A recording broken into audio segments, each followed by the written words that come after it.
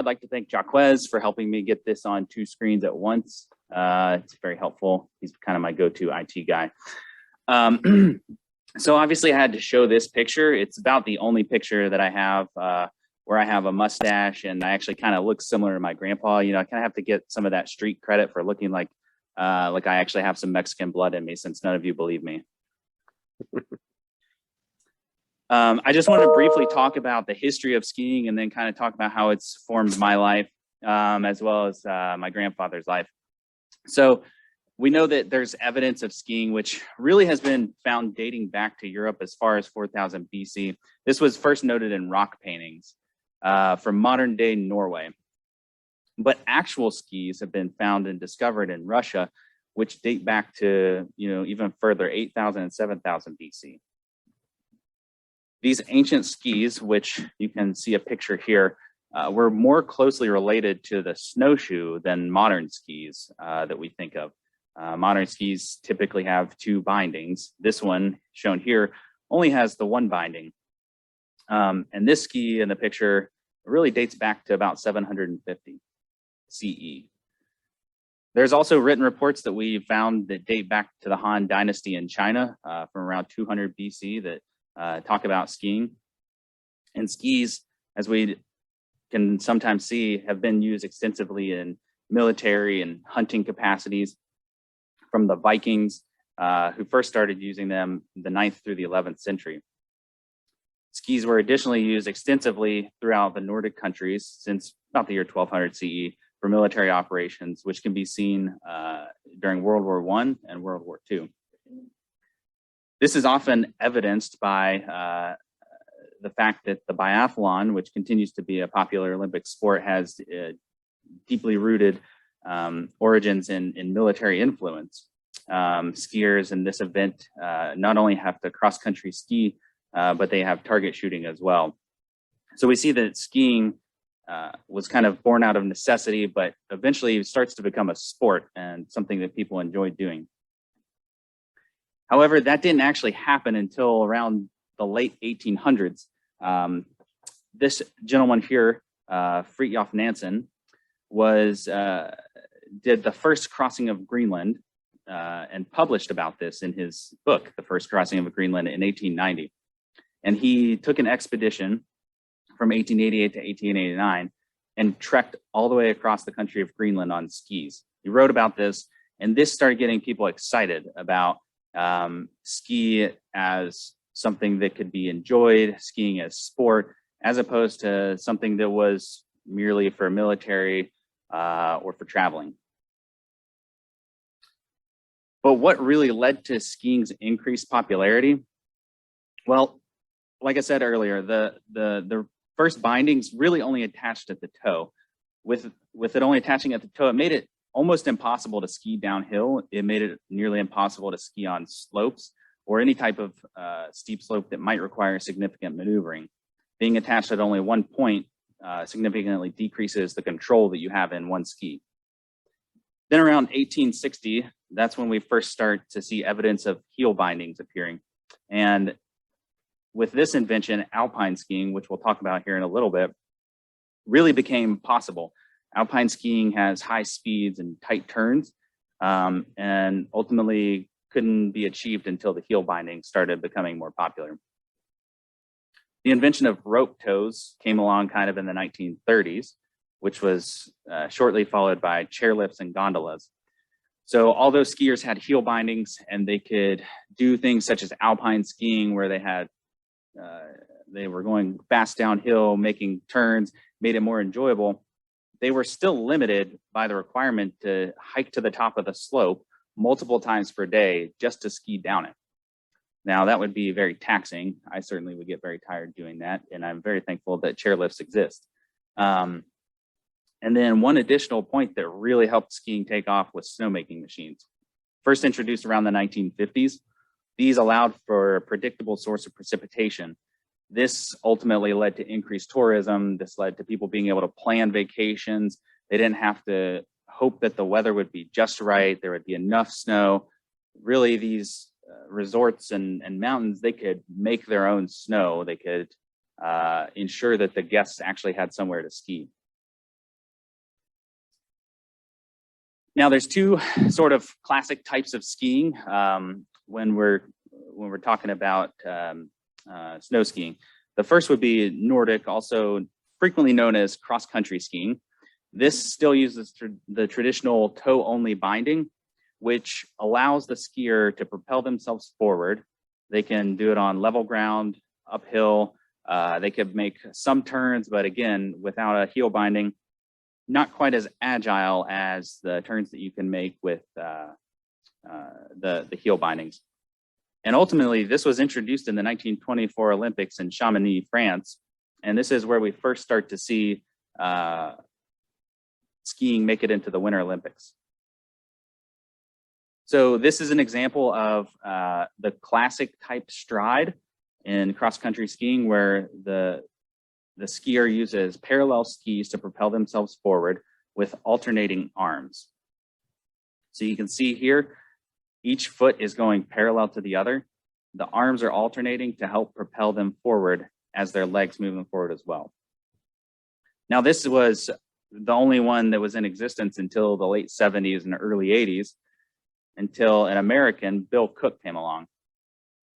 Bill Cook decided he was going to come up with a new, more efficient technique, one that you could propel yourself faster and further with less energy expenditure. And ultimately, this is the stride he came up with. This is called the skating stride. So you can see here that each leg independently pushes outward, while both arms simultaneously push downward and propel the skier forward.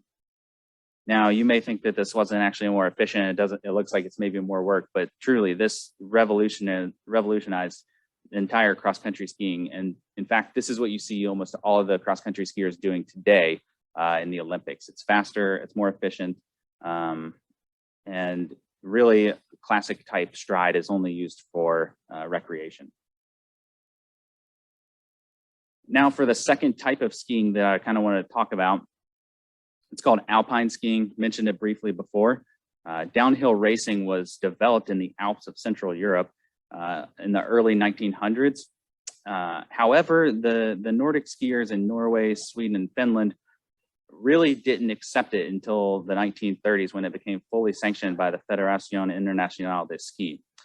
They kind of thought that it was an adulterated version, and that really the only true sport of skiing was cross-country skiing. It made its Olympic debut in the 1936 games in Garmisch-Partenkirchen, Germany, where the slalom and the downhill ski were first introduced. In 1952, in the Olympic Games in Oslo, we start seeing the giant slalom being introduced. And then finally in 1988, the games in Calgary, the Super G, also known as the Supergiant Slalom, was introduced.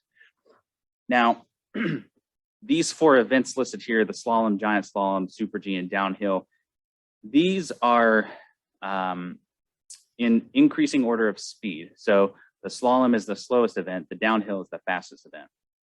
As it progresses down this table as well, you have wider turns to make up for the fact that these skiers are going much faster. What we're probably all most familiar with and we watch most often in the Winter Olympics would be the Supergiant Slalom. I have a video here demonstrating downhill skiing. And what's interesting to note in these videos, although you can't really appreciate it when you're watching this in real time, is just how quickly they go. These skiers are oftentimes reaching speeds of 70 to 80 miles an hour while going around these turns. Let's see if this will work.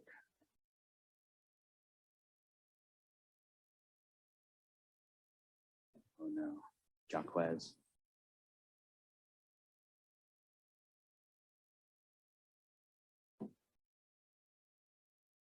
Jaquez.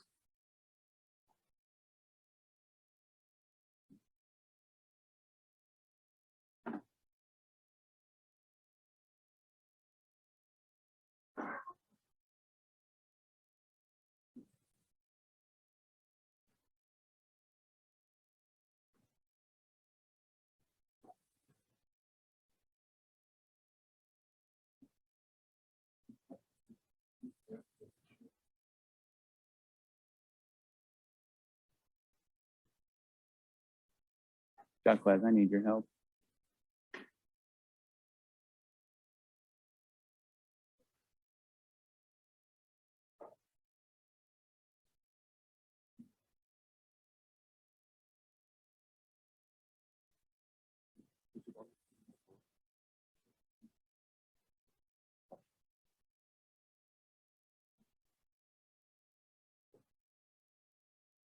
I have to stop sharing. That was the wrong thing. I did.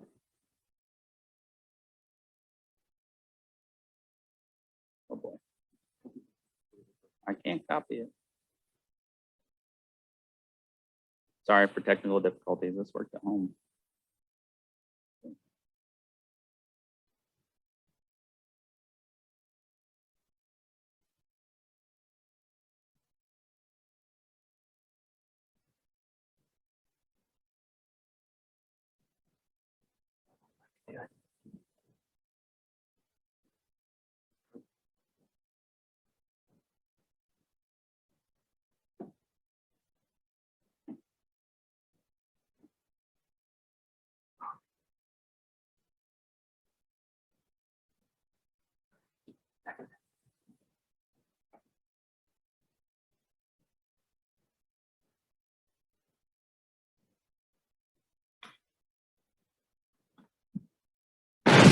There's been a murder.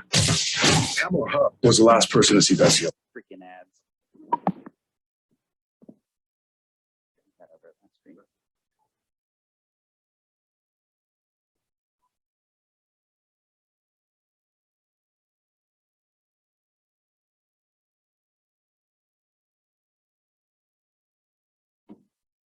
I gotta share that one first. I'm gonna share this screen real fast.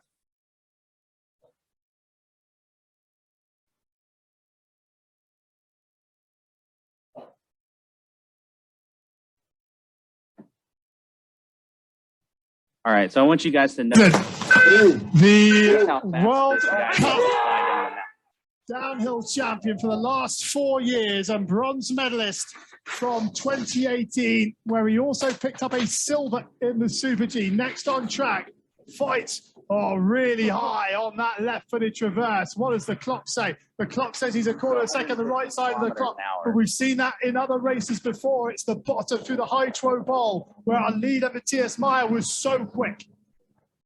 Oh, he's tight to the gates here in the Pine Forest section. He doesn't come out quite as wide as the other racers, but it's okay. He comes over online, quick to the left ski, still with the green light, but just.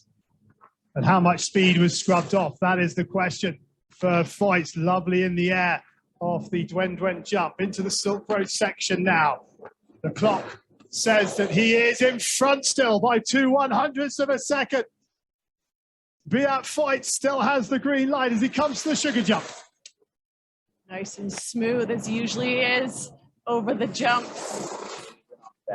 Staying active in those lower legs, nice soft in the landing to keep those skis tucked in. No, and he's in the just off the pace, 2/100ths of a second. And that's he gets a great kicked a turn into the High-Tro Bowl. He is taking speed now. Crawford's line out of here was really good, and Fights. We don't get the split. We don't get the split at intermediate 5, so we don't know where he is on the track. Meyer's time is 1:42.85, and here comes Beat Fights now over the final jump. This is going to be very close. It's a big jump, 1:42.85. I think he's going to be in. He is by 1600ths of a second. Beat Fights of Switzerland take.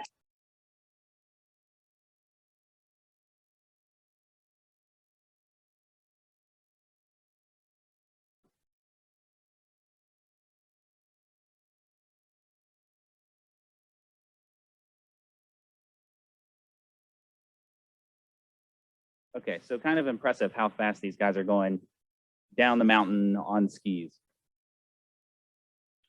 But how did I kind of get here? Or more appropriate, how did my grandpa get here? So who is Clemente Diaz? First of all, you guys probably have just heard his name a million times out of my mouth, but it's my grandpa. You guys have heard Dr. Pollock talk about him a little bit. This is kind of how I view him, except they've kind of messed up one thing here. My grandpa doesn't really like Dos Equis. He prefers Modelo Negro. So that's really his drink of choice. So this is a little bit about my grandpa, Clemente Diaz Campos. His hometown is right here. For those of you in the room, it's hard to see, but this is Hidalgo de Parral. This is in the state of Chihuahua, Mexico. This is sort of northern Mexico. Additionally, he has family that still lives up here. His older brother lives in Juarez, Mexico. And then his sister, his older sister, lives down here in Morelia, Mexico. So kind of all over the entire country of Mexico. Surprisingly, he's actually the baby of the family at 91 years old. And both of his siblings are still living independently.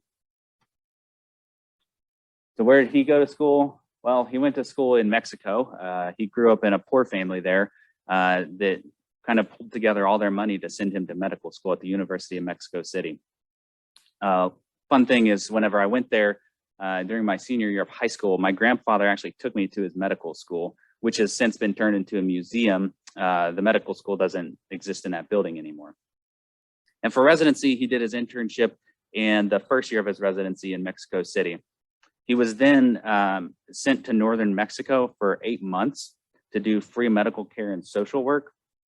And this is really where his passion for surgery and ultimately his ability to move to the United States came about. He was in northern Mexico and providing this free medical care. He saw this young child who had fallen into a fire and had extensive second and third degree burns. This kid was being treated by the local doctor, which is what everybody in the town called him. But my grandfather actually went on to find out that this guy was a witch doctor. This guy was treating the kid with a salve, and the kid's burns weren't getting any better. My grandfather started investigating a little bit further, and he wanted to know what kind of salve the guy was using, and found out that it was actually cow dung. So you can imagine what happens to second and third degree burns when you start spreading fecal material on it. So my grandfather obviously stepped in, started providing some real medical care to this child. But where I think the most interesting story comes from, and ultimately why he was sent to the United States for further surgical training, he was on the border in a border town. There was a land dispute between two Mexican gentlemen over a ranch. One gentleman claims that it's his, and the other one says, "Oh, I have all the deeds for this. This is my land. You're trespassing." So one of the gentlemen ride up on a horse, and they're arguing and yelling at each other. And the second guy, who's on the ground, pulls out a pistol and shoots him square in the forehead. The guy didn't go through his brainstem, so the guy's still alive. They take him to the operating room, and everybody else had given up on this guy, but my grandfather painstakingly removed every piece of shrapnel, every bone shard from this guy's brain. He ultimately went on to recover. It was at this point that his contemporaries in Mexico sort of saw that he had some potential, and they told him he had to move to the United States to continue his surgical training. And so my grandfather moved to St. Louis to start his surgical training at Missouri Baptist Hospital, where he spent the first 2 years. After that, he moved to the University of St. Louis to finish his last 3 years. And this was back in the day when there were pyramid residencies. So it's all the more impressive that he moved here, didn't speak the language, was able to progress through a residency and ultimately finish. These are just some pictures that I kind of wanted to show of my grandfather when he was in training. The first 2 years being at the Missouri Baptist Hospital. And then that's him holding my mother whenever she was very young. So after residency, he was actually offered a fellowship training spot for neurosurgery in Switzerland. But as you can see, my mom was already in the picture. He really didn't want to uproot his life to move to another country, learn something completely new, and take his family out of where they were already established. Also of note, he met my grandma when he was in residency. She was a nurse at the hospital, and there was actually a rule, because it was a Catholic hospital, that the nurses and doctors were not allowed to date each other. That might be a good one for us, just in case some of you were wondering. But she quit nursing school. They kind of fell in love with each other and knew that they were meant to be. So she said, "You know what? I don't even care about nursing school." And then he moved from Mexico to Missouri and landed in West Virginia. Conley Stout's probably the only person in this room that's ever seen this building. I doubt if he actually has. Have you seen it? Yeah. So this is Richwood Area Community Hospital, also known as Sacred Heart, when it first opened in 1954. This is the hospital that my grandfather worked in from day one after residency until he retired. This hospital was kind of like his life. He loved it. He loved the people in this town. In 2008, this hospital actually closed. They were kind of part of the CAMC group, but the funding just wasn't there to keep this hospital open. It's obviously a critical access hospital. It's about 45 minutes from Summersville Regional. So my grandfather continued to do some work in Summersville Regional until he fully retired in 2011. So if you're keeping track, that's 11 years ago and he's 91. He retired at 80. My grandpa was kind of like the quintessential general surgeon. Like, you think of somebody who knows everybody in the community. He can do any type of procedure that needs to be done. He's in a hospital where there was no helipad. There was no way to life flight anybody out of there. This is deep, deep in the mountains of West Virginia. And honestly, Summersville is like 15 miles, but it's almost an hour drive. It's just, you're going through mountains and hills that are just not easily accessible. So he had to learn how to do everything from deliver a baby, reduce dislocated shoulders, obviously gallbladders, colons, all those things. And I remember on several occasions, I would actually go into the office or go into the hospital with my grandpa and kind of watch how he carried himself and how he took care of these patients. It's something that leaves an impression on you when you're a kid, something that you have somebody that you can look up to. But he's from Mexico, so how did he get into skiing? Well, like I said, Richwood's kind of located right along the Allegheny Mountains. And so he'd honestly never skied before he moved here. If we zoom in closer, you guys can see Richwood's right here. These are the Allegheny Mountains. These are mountains that are, specifically suited with excellent terrain and a very good climate for skiing. My grandfather quickly fell in love with it. He became a ski patrol at Snowshoe. He had a small house on the mountain back before it was kind of the big giant thing it is now. And one of my favorite things about where Richwood is the storms will kind of roll in here from Charleston, and they get to this ridge, which is 4,500 feet. And the clouds just hit that wall and they dump all of the snow. So even on winters where in Morgantown we get like 3 inches, my grandfather will routinely get 2 feet of snow at a time where he lives. And he kept, until about 5 years ago, a wood burning stove, and he burned all his own wood. So, this is just a great place to grow up and learn how to do things like skiing. So just want to show here.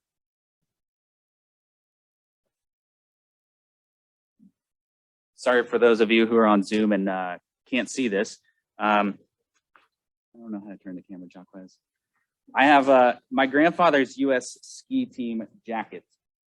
This is something that he passed down to me over the last couple of years. He gave me all his U.S. ski team stuff, and I just think it's really incredible. It's got a U.S. ski team doctor patch on it. It's a U.S. ski team labeled all over the back of it. It's a little tight on me, but it's just a really cool relic to know that this is something that he worked so hard for and earned.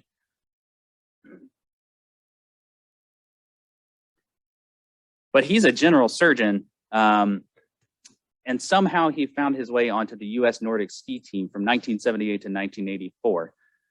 Now, at this point in medicine, sports medicine really wasn't much of a thing. It wasn't its own subspecialty, but it was starting to become more popular.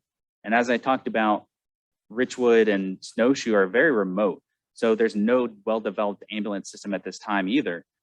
Doctors were really needed on the slopes to help take care of injured skiers, to help splint arms, reduce shoulders. And that's ultimately what led him to kind of getting involved in ski patrol. He was going to some conferences where he would talk to other doctors who were interested in sports medicine. Ultimately met a few doctors who were on the U.S. Olympics team as the team physicians. And so he traveled with the US cross country ski team from Helsinki, Finland, and then the Olympic qualifiers in Sarajevo. One of the more interesting stories he's told me that he was at the qualifiers in Croatia or in Sarajevo, and this is during the Cold War. So Croatia and other communist countries were being treated by USSR doctors. And these Olympic athletes from Croatia didn't trust the USSR doctors. And so they kind of went behind the USSR's back and asked my grandfather to provide care for them. At which time he was taking care of the Croatian athletes, the US athletes, everything from cross-country skiers to jumpers. Jumping is also included in Nordic events and the combined skiers. So some striking similarities. This is my grandpa and my grandma, and then this is me and Shelby, as you guys can see. You know, my grandma and grandpa both love skiing. It's really something that they enjoyed doing together, and something that I enjoyed doing as well. And just to kind of cap off talking about my grandpa, I think Dr. Pollack said it very well to me a couple weeks ago, which nobody had ever said before, but he described my grandfather as a surgeon with open arms as opposed to sharp elbows, which just really kind of speaks to how surgery was at the time, and the fact that my grandfather was so open, even with all the struggle that he'd gone through to get where he was. This is where, this is my favorite place in the world to ski. It's not anything super special, but except for the people in the state of West Virginia. This is Snowshoe. You can see there's multiple black diamonds and double black diamonds, nothing like out west, but this is a place near and dear to mine and my grandfather's hearts. He learned to ski here. I learned to ski here. It's kind of a place where you could feel a little bit of freedom and get away for a while, and stresses of surgery and medicine almost seem like they don't exist anymore. Snowshoe is a gorgeous place. I don't know if you guys have ever been there, but if you can go there in the winter or the summer, even the fall, really there's no bad season to go down to Snowshoe. And it's really grown a lot in the last 15 years. It's really a destination for the mid-Atlantic ski scene. Just a few pictures, and this is like late March. I went up a couple of years ago in late March, and it was just pouring the snow. There's like 10 inches of powder on the ground. But it's just a gorgeous place to go visit. And if you like skiing at all, I would recommend that you go there. But there's another reason I like it. Does anybody that's not from the state of West Virginia know what this is? Or have any idea why it's significant to Snowshoe? Probably not. So at 140 feet, this is the world's largest fully steerable telescope. This is the Green Bank Observatory. And this telescope sits within a 13,000 square mile national radio quiet zone, which restricts transmissions and limits the interference with the telescopes. Even in the nearby town of Green Bank, cell phones, Wi-Fi routers, microwaves, they're all banned. You can't have them because this telescope is so sensitive to those radio waves. Interestingly enough, in 1969, astronomers used this telescope to actually detect the first complex organic molecule in interstellar space. That was formaldehyde. Now, this didn't prove the existence of life outside of Earth, but it surely showed that all the ingredients were there. Snowshoe sits within this national radio quiet zone, which is kind of one of the reasons I like it so much. I can't get text messages or phone calls. I can't get emails. You guys can't call me to complain about the call schedule or ask for a different day off. I could just kind of be out of reach. It's nice. The remoteness of this area is, and the beauty of it's actually been famously written about. If I can actually figure out how to do it this time without Jacquez's help.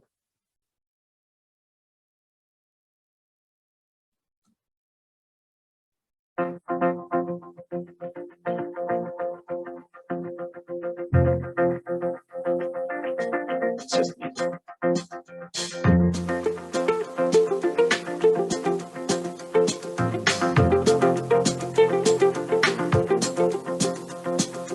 up in Pocahontas in the cranberry glades. Ain't got bars nor the charge to call her anyways. My mind's a mile a minute, and my thoughts to bark like hounds. I focus on my breathing and the universal sound.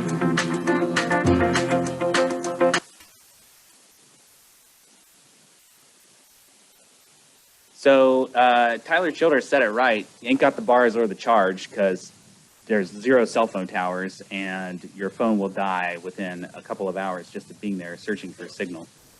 So it's really just a remote and beautiful place. I don't know if any of you guys have traveled to Pocahontas County, but it's certainly worth it before you leave.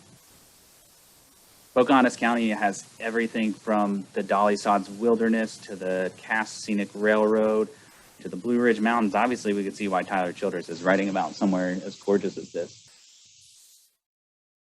And then specifically, he spoke about the Cranberry Glades, which I put some pictures up here. This is about 30 minutes from my grandfather's house. This is kind of where I grew up going. Anytime I'm there, I drive up to the Cranberry Glades to just go take in the beauty of it, at least once a year.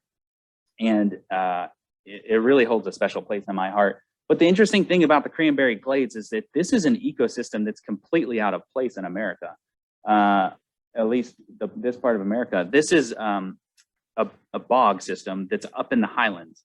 And this specific ecosystem is really only found in Canada and the far reaches of the northern US. It's made up of boggy acidic wetlands that are mostly composed of peat, which is a spongy surface made up of decaying plant material.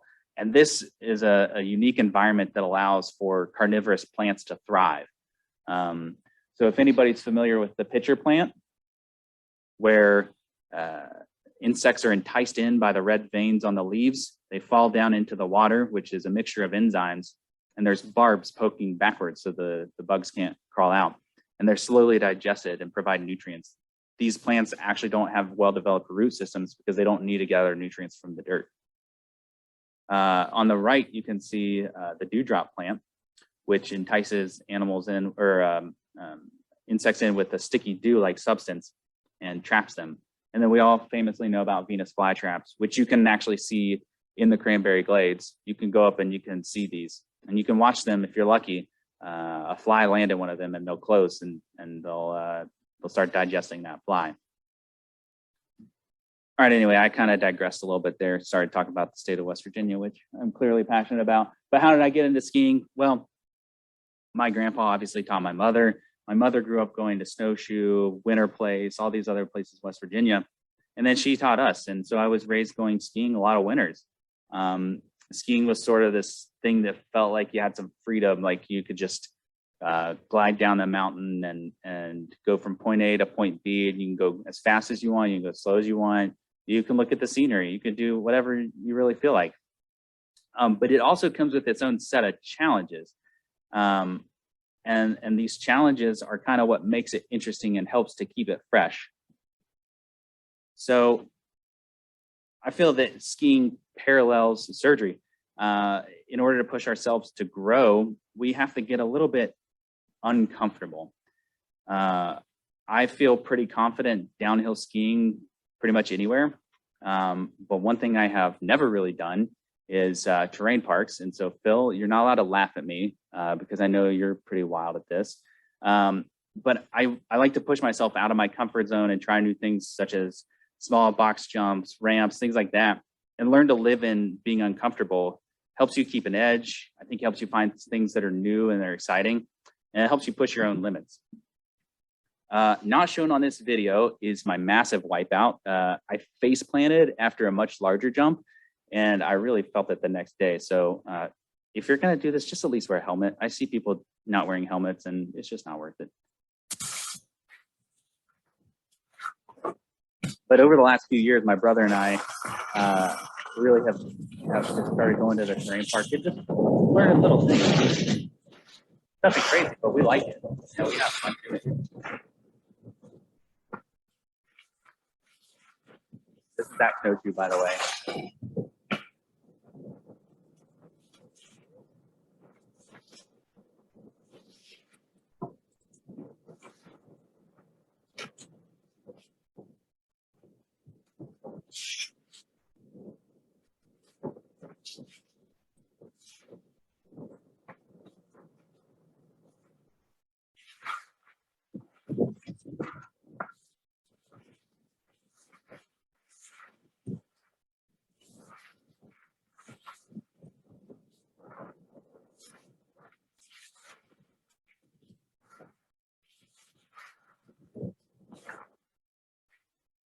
right, enough of that. Let's look at some people who can really do this. And these are people that are just incredibly impressive.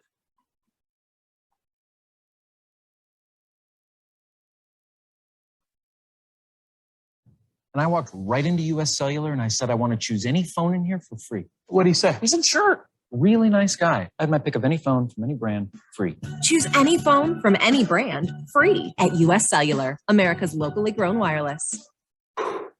3, 2, 1, dropping. Dude, this is the line of the trip right here. This makes me nervous just watching the guy do it. Oh my god. Oh my god. Dude. Oh my god.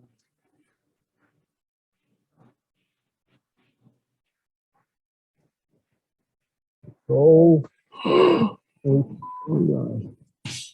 Lancing. Oh.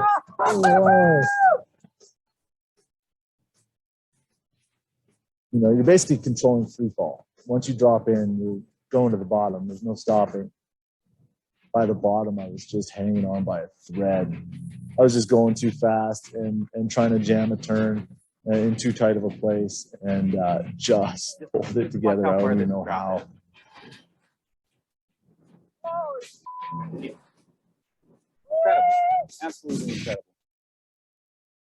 And then this one may even be slightly more impressive, if you can believe that. By the way, this guy is the only person in the world that's ever done this run. Ooh, I'm getting nervous. Sorry, one of 2 people that have ever done this run.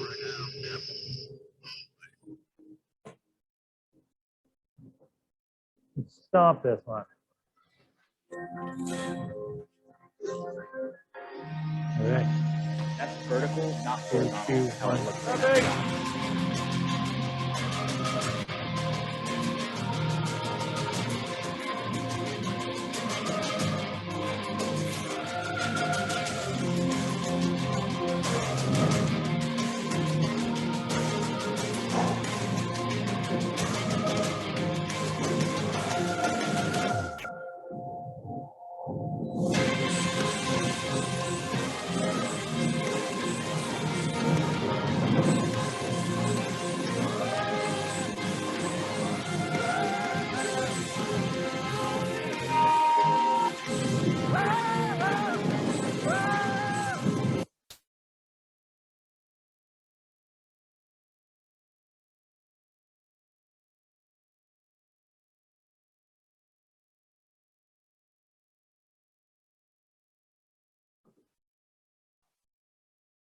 So maybe one day I'll be that good, but I'm currently on skiing probation, so I'm not allowed to go anymore.